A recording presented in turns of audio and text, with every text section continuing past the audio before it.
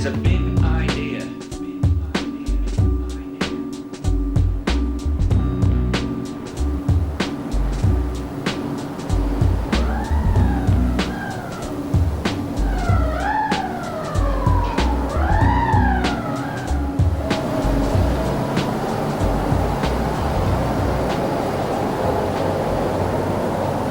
With the upcoming release of Black Ops 6, many believe that the September 11th attacks will be featured in the game. In its reveal trailer, many key political figures surrounding the attacks are shown, such as President Bill Clinton. Truth is, your whole life is a lie. Secretary of State Colin Powell. You wanted peace, so we hit the war, and now it rages on in the shadows. And President George H.W. Bush. While we build your trust, the world falls apart around you. If you weren't so distracted, you'd realize. Colin Powell was the biggest liar for promoting war with Iraq by falsely testifying to the UN that Iraq had nuclear weapons. Clinton struck Saddam's palace in the 90s, and H.W. Bush began the mobilization against Iraq in Operation Desert Storm. Many have tied Saddam to the 9/11 attacks with no evidence. The official narrative is that Al-Qaeda committed the terrorist acts. The question is, what narrative will the game spread? The cover art features a strange United States agency concerning some kind of advanced technology. The design of the symbol is like the Defense Intelligence Agency's, albeit with a pyramid-shaped eye of illumination in the center. This is disturbing considering what truth the game is deciding to dangle before our eyes before ultimately not revealing it. Often this is the pursuit of disinformation campaigns to lead people away from the truth, such as the lie from the first Black Ops game, which depicts a Soviet mind-controlled CIA agent killing President John F. Kennedy. It is a spin on the truth to point one in the wrong direction. Since MKUltra was a mind control program led by the CIA, not the Soviets, HW was at Dealey Plaza at the time of JFK's murder. What exactly happened on 9/11? According to the narrative, 19 hijackers obtained 4 commercial aircraft, Flight 11, 93, 77, and 175. Flight 11 struck the 93rd floor of the first tower, and Flight 175 struck the 77th floor of the second tower. Interestingly, H.W. Bush gave his speech Toward a New World Order on September 11, 1990, and the number 77 is particularly significant to him.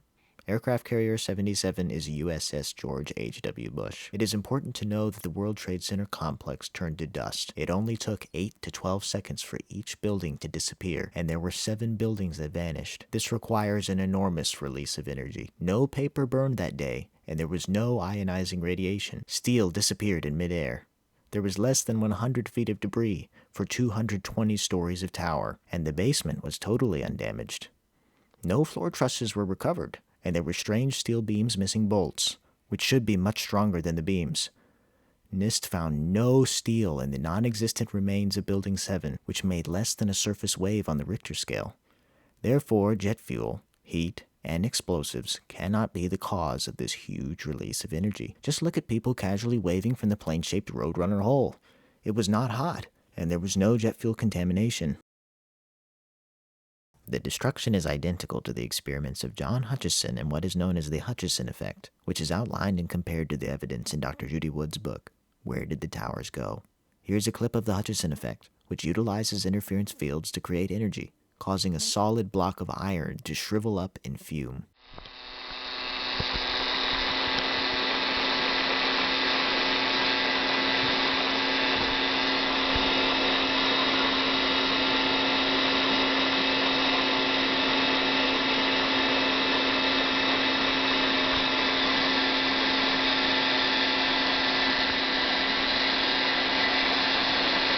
Get it. Oh my goodness, what the hell?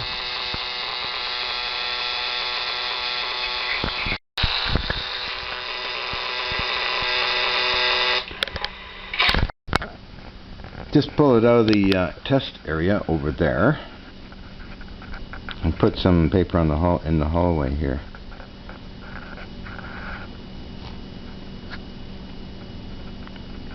This used to be the oh my mercy, 7 long, just under 2 inch by 2 inch solid block of iron.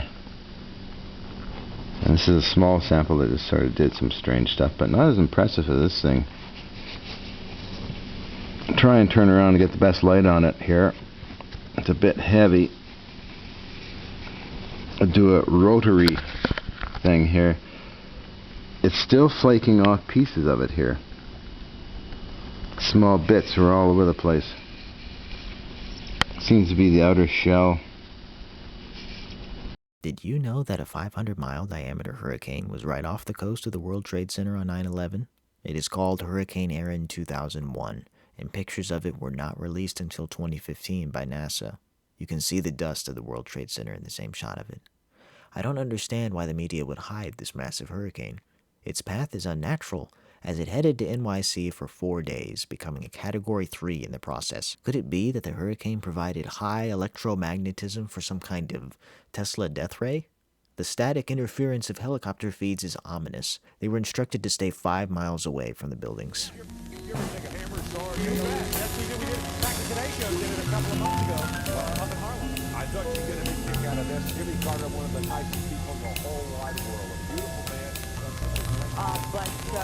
Take a look at these pictures. They are live pictures. Our Skycam that is looking at one of the World Trade Center buildings from Lower Manhattan. You can see that there has been some sort of damage to this building. At this point, we do not know exactly what happened.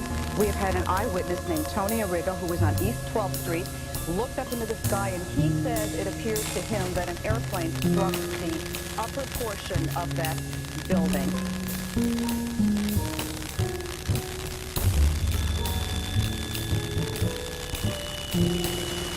Holy cow!